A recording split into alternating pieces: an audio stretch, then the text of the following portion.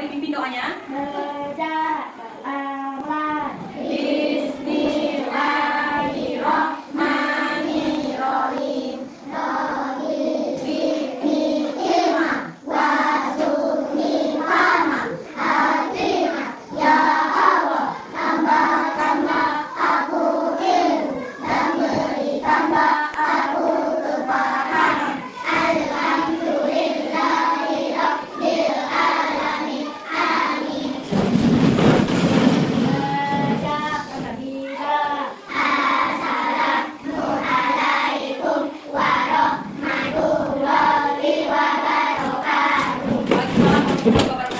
Baiklah, sebelum kita mulai pelajaran, Ibu absen terlebih dahulu ya.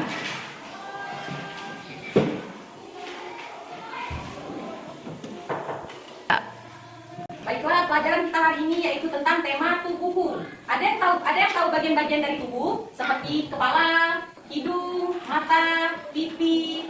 Apa ini? Kalau ini? Telinga. Kalau ini? Tangan. Kalau ini? Kaki? Ada yang tahu kaki? Ada yang tahu bagian-bagian fungsi bagian tubuh seperti mata gunanya untuk? Kalau telinga? Mendengar. Hidung? Bernafas. Kalau tangan? Untuk memegang benda atau? Ya, sekarang Ibu akan menjelaskan tentang bagian-bagian tubuh. Pertama, ini namanya dahi. Kalau kepala, ini. Mata, telinga, pipi, hidung, jari, mulut. Nah, ini namanya tangan. Kalau dagu yang mana dagu? Kalau kaki ya? Ini. Nah, sekarang ditanya, kalau kepala itu gunanya untuk apa fungsinya? Ada yang tahu? Oke, pertama untuk otak untuk berpikir. Kalau telinga fungsinya untuk mendengar apa? Mendengar suara. Terus kalau mata gunanya untuk melihat keadaan sekitar kita. Misalnya melihat matahari, melihat dunia, melihat pohon-pohon, itu gunanya mata. Jadi kalau pakai mata susah, maka itu mata harus kita jaga dengan baik. Cara menjaga mata gimana? Memakan wortel bagus untuk kesehatan mata. Makan sayur, tomat, pokoknya yang harus memakan sayuran. Nah, kalau gunanya hidung untuk apa? Bernafas atau membau, misalnya menghirup udara segar. Kalau hidungnya buntu gimana? Nah, kemudian guna tangan. Ini yang mana tangan? Nah, gunanya tangan itu untuk apa? Memegang, menulis, membawa barang atau benda. Itu gunanya tangan. Kemudian kaki gunanya untuk apa? Berjalan, berlari. Terus, ayo dia tolong. Nah, gunanya kayak tadi untuk berlari. Terus kalau perut itu apa perut? Ada tahu fungsi perut? Perut menampung atau mencerna sisa makanan yang kita makan. Jadi seluruh makanan kita itu ditampung dalam perut. Kemudian punggung itu gunanya untuk apa? Mendukung tubuh. Jadi seluruh tubuh ini bergantung dengan punggung. Paham? Nah, itu adalah bagian-bagian dari tubuh. Fungsinya gunanya fungsi mata itu dia apa fungsinya? Telinga untuk mendengar, hidung untuk membau. Nah, masih ingat? Sekarang Ibu tanya, kalau bisa merasakan rasa, itu apa? Bagian tubuh bagian apa? Bisa merasakan rasa? Hidung. Lidah. Kalau hidung membau. Terus kalau dapat mencium aroma? Hidung. Kalau dapat melihat keadaan sekitar? Kalau dapat mendengarkan suara musik? Telinga. Kemudian dapat merasakan memegang benda atau membawa sesuatu itu apa? Nah, jadi bagian-bagian itu penting untuk kehidupan. Misalnya kalau kita tidak menjaga mata, itu apa? Rusak, tidak dapat melihat. Terus apa lagi? Kalau telinga tidak dijaga, telinga akan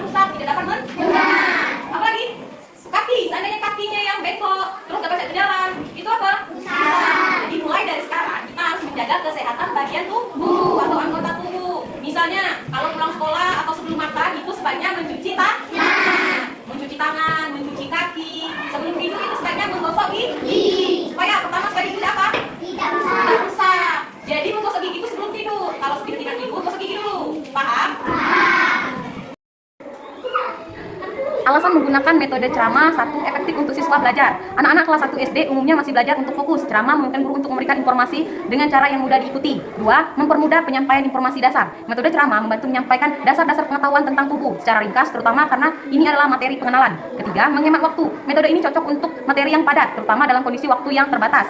4. Dapat dipadukan dengan alat peraga. Agar lebih menarik, guru dapat menambahkan alat peraga seperti gambar tubuh manusia atau boneka anatomi untuk membantu pemahaman siswa. Namun penting untuk menyelingi ceramah dengan tanya jawab atau kegiatan interaktif agar siswa tetap terlibat. Oke, sebelum kita mulai berdiskusi, coba ibu nanya, kalau hidung itu ada berapa? Satu. Kalau ibu tanya, lubang hidung ada berapa? Jadi pertanyaannya, hidung ada berapa? Ada satu. Terus kalau telinga ada? Satu dan dua. Kemudian kalau tangan itu ada berapa? Tangan ada dua. Yang esok itu jari-jari tangan. Kemudian mata itu ada berapa? Kaki ada? Nah, sekarang ibu akan membagikan kelompoknya. Pertama, kalian akan menjelaskan tentang anggota tubuh. Misalnya, hidung itu yang mana hidung? Berarti di sini ditulis hidung. Terus kepala ditulis ke kepala. Kalau kaki ditulis di bagian kaki. Kemudian lengan, yang mana lengan? Ini lengan. Kalau bahu? Jadi sudah tahu mana bagian-bagian tubuh? Nah, sekarang setiap kelompok menuliskan anggota bagian tubuhnya masing-masing. Oke.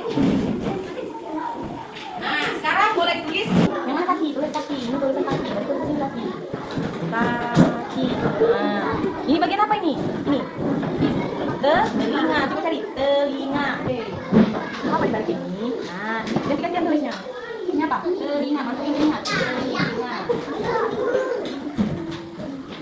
Yang belum tulis. Ini apa ini? Mulut. Mulut. Nah, terus ini mulut. Ini apa ini? Rambut.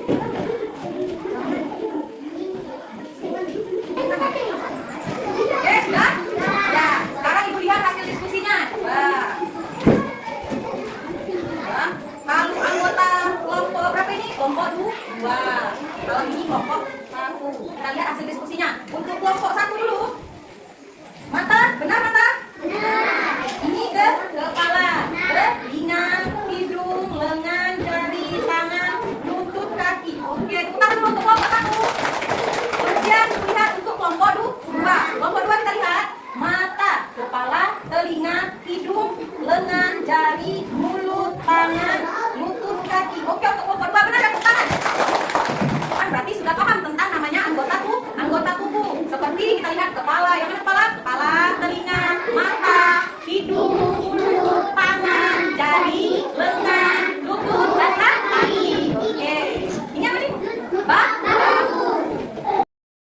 Alasan menggunakan metode diskusi. 1. Melatih interaksi sosial. Siswa kelas 1 sedang dalam tahap pengembangan kemampuan sosial, sehingga metode diskusi akan membantu mereka belajar, bekerja sama, mendengarkan dan menghargai pendapat teman. 2. Meningkatkan pemahaman. Dengan berdiskusi, siswa akan mengingat bagian tubuh dan fungsinya lebih baik karena melibatkan aktivitas interaktif, bukan hanya mendengarkan atau penjelasan. 3. Menumbuhkan rasa percaya diri. Diskusi kelompok membantu siswa menemukan ide mereka, meskipun sederhana, sehingga mereka merasa percaya diri untuk berbicara di depan teman-temannya. 4. Memfasilitasi belajar aktif. Diskusi memungkinkan siswa lebih aktif dan terlibat dalam proses belajar, sehingga mereka lebih tertarik dan termotivasi untuk memahami materi. 5. Mengembangkan keterampilan berpikir kritis. Meskipun masih sederhana, siswa mulai belajar berpikir kritis tentang fungsi dan penting bagian tubuh mereka dalam beraktivitas sehari-hari.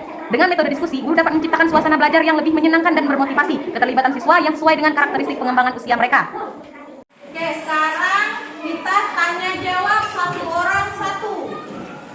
Coba untuk ini bagian anggota tubuh yang kepala, telinga, mulut, hidung, tangan, jari, lutut, bahu.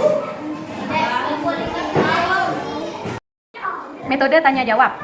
Nah, alasannya pertama, 1. Meningkatkan keaktifan siswa. Anak-anak kelas 1 umumnya memiliki rasa ingin tahu yang tinggi. Dengan metode tanya jawab, mereka didorong untuk aktif berpikir, berbicara, dan berinteraksi secara langsung selama pembelajaran. Kedua, melatih kemampuan berkomunikasi. Metode ini membantu siswa belajar menyampaikan pendapat atau menjawab pertanyaan sederhana yang penting untuk mengembangkan keterampilan komunikasi sejak dini.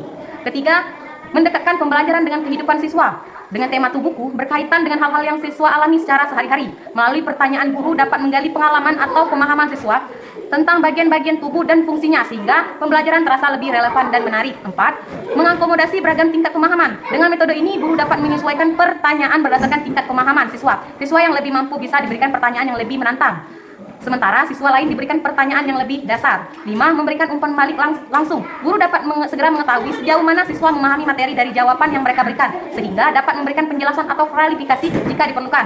6. Memupuk hubungan positif antara siswa dan guru. Interaksi yang terjalin melalui tanya jawab menciptakan suasana kelas yang akrab dan membangun kepercayaan diri siswa dalam belajar. Dengan metode ini, pembelajaran tema tubuhku menjadi lebih dinamis, komunikatif, dan sesuai dengan kebutuhan perkembangan siswa kelas 1. Oke, sekarang Ibu mulai bertanya dan jawab. Bagian tubuh pipi mana pipi? Kalau jari? Kalau lengan? Lengan. Ini lengan. Kalau mata? Hidung? Bahu? Tangan? Tangan yang mana tangan? Ini tangan. Kalau telinga?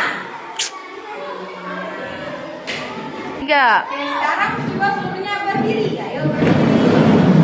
Berdiri. Kita nyanyi lagu kepala, pundak, lutut, dan kaki. Oke, 1, 2, 3. Kepala, pundak, lutut, dan kaki. Pinggul digoyang, bertepuk tangan. Kepala, pundak, lutut, dan kaki. Pinggul digoyang, bertepuk tangan. Oke, sekarang duduk. Jadi untuk anak-anak, sekarang paham tentang anggota-anggota bagian tubuh? Paham. Coba. Jadi, kalau fungsi mata untuk melihat, fungsi telinga untuk mendengar, fungsi tangan untuk memegang benda. Oke, jadi mulai sekarang paham tentang bagian-bagian tubuh dan fungsinya? Paham.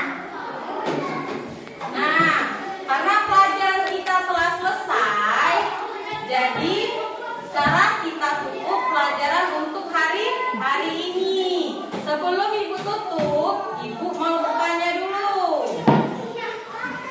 Jadi sudah tahu tentang bagian tubuh dan fungsinya? Sudah. Kalau lidah itu ada